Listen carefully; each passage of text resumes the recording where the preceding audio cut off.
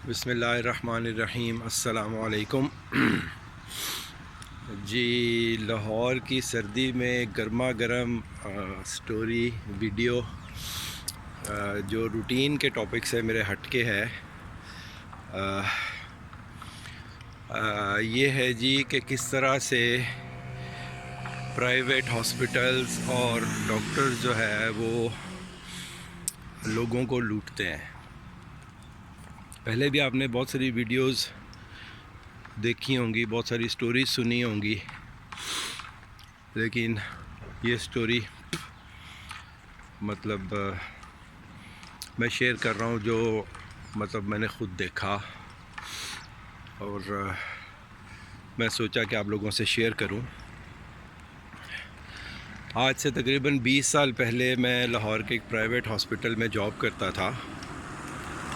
तो वहाँ पर पाकिस्तान के एक मशहूर मरूफ न्यूरो सर्जन भी आते थे। 40-50 साल का उनका एक्सपीरियंस था न्यूरो सर्जरी का।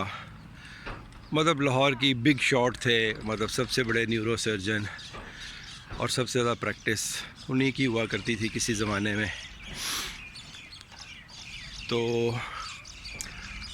अब देखें कि किस तरह से ये लोग मतलब इतना पैसा कमा के, बच्चे सारे उसके बाहर सेटल थे अमेरिका में, और पैसे की कोई कमी नहीं थी उस बंदे को, और उम्र के आखिरी हिस्से में था वो बंदा।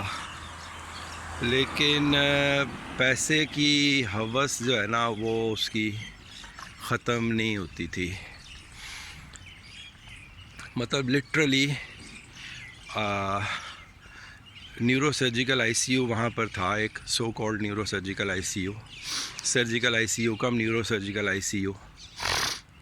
तो वहाँ पर पोस्ट ऑपरेटिव केसेस होते थे न्यूरो सर्जरी के। तो एक केस मैं आपके साथ शेयर करूँ,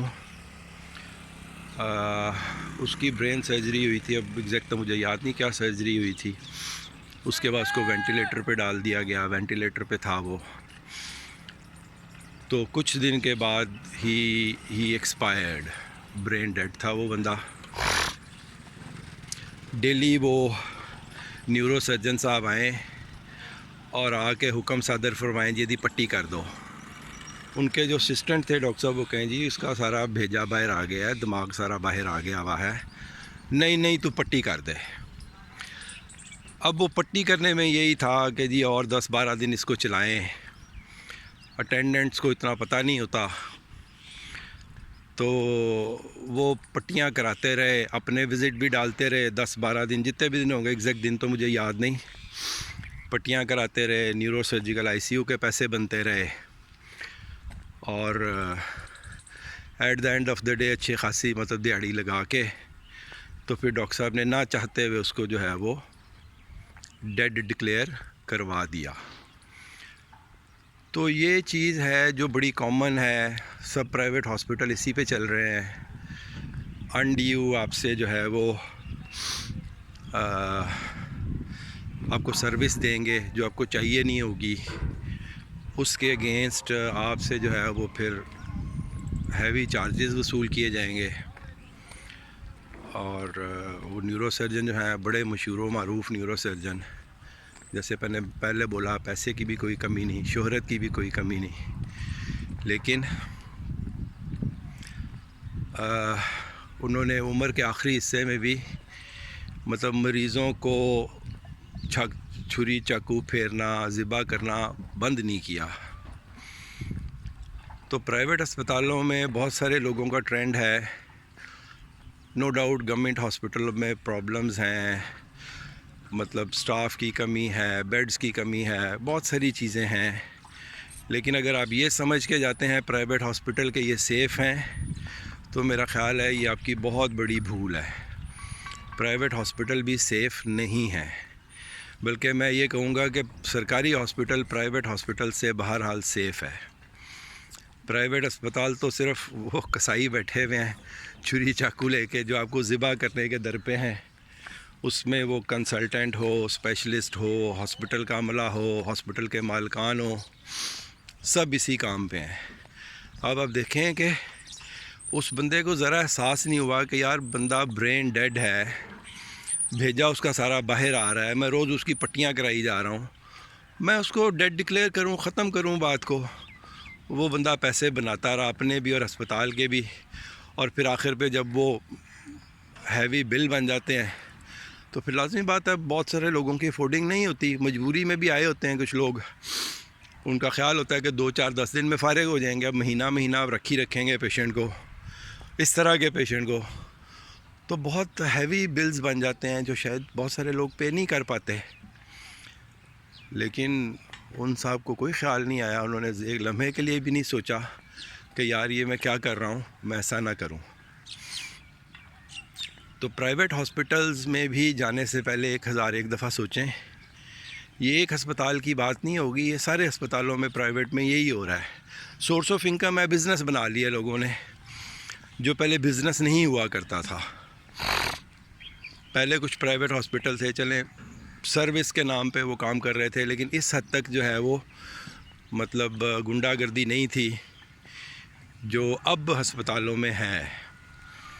और उसमें जो एक सबसे बड़ी जो एक और मतलब चीज़ होती है वो ये है कि आपको सेकंड ओपिनियन भी लेने की इजाज़त नहीं होती। अब जिस बंदे के अंडर एडमिट हो गए हैं, अगर आप चाहें कि आप किसी दूसरे बंदे की ओपिनियन ले लें, किसी दूसरे डॉक्टर की ओपिनियन ले लें, तो पहली बात तो यह है कि वो आपको इजाज़त नहीं देते। वो कहते हैं जी अपने मरीज़ को ले जाओ, जिथे ले जाना जे उत्थे जाके इलाज करा लो, असी किसी नू दिखान नहीं देना।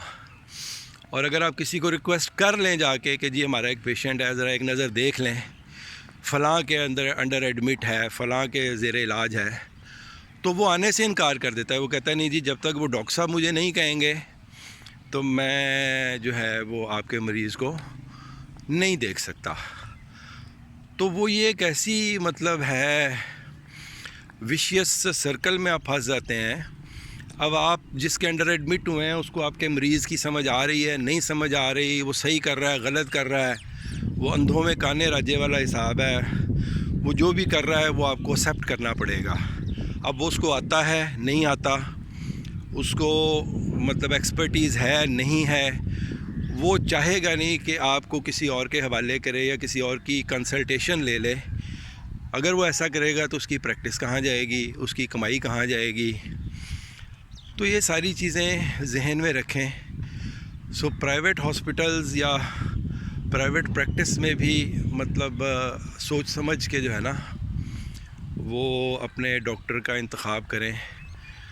देखें जो थोड़ी अच्छी प्रैक्टिस करता हो, सिर्फ़ पैसे के पीछे ना भागता हो। पता तो नहीं चलता, खैर फ़ी ज़माना बड़ा मुश्किल है इस चीज़ को जज करना, लेकिन यह है कि बहरहाल एक अंदाज़ा हो जाता है मतलब लोगों से पूछ के। तो अब तक के लिए इतना ही जी। ये प्राइवेट हॉस्पिटल और वहाँ पर मतलब जिनके अंडर कंसल्टेंट्स स्पेशलिस्ट जो भी हैं, जिनके अंडर आप एडमिट होते हैं, उनका एक बड़ा अच्छा नेक्सस है। तो उनका प्राइम टारगेट ये नहीं होता कि आपको सेहत याब किया जाए, आपकी बीमारी को ठीक किया जाए। उनका प्राइम टारगेट ये होता है कि किस तरह से आपसे ज़्यादा पैसे बटोरे जाए। और इसी चीज़ को आपने जहन में रखना है जब भी आप कहीं जाएं किसी प्राइवेट हॉस्पिटल में, तो इन चीज़ों पे नज़र रखा करें।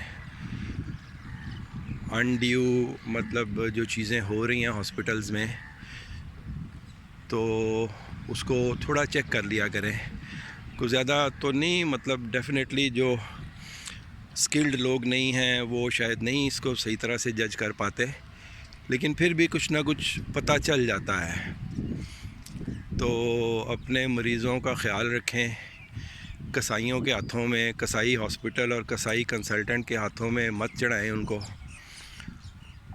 उनका ख्याल करें। अब तक के लिए इतना ही। अस्सलामु अलैकुम।